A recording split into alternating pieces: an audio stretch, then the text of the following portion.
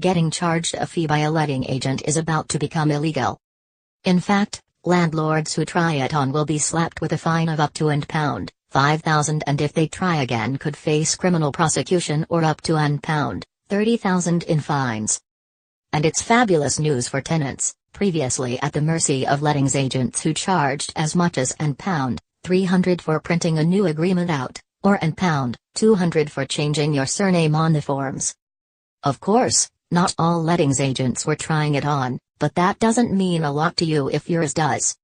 A recent English housing survey suggested fees typically cost £223, but 2012 research by housing charity Shelter found that 1 in 7 tenants pays more than £500. An all-out ban on lettings agent fees will be cause for celebration amongst renters. Fees have become the biggest pain point for tenants in recent years.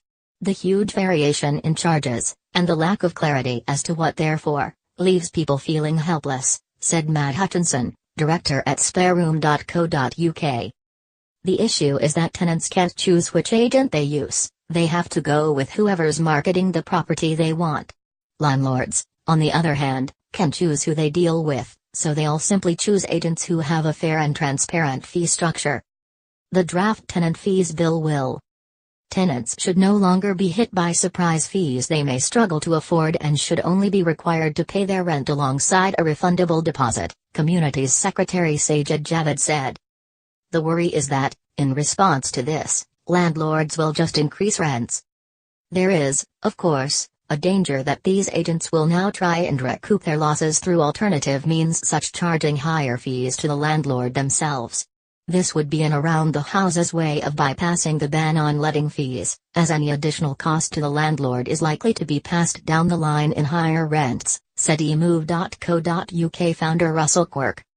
The only upside is that at least this won't be payable up front and will go some way in reducing the initial barrier to entering the rental market as a tenant.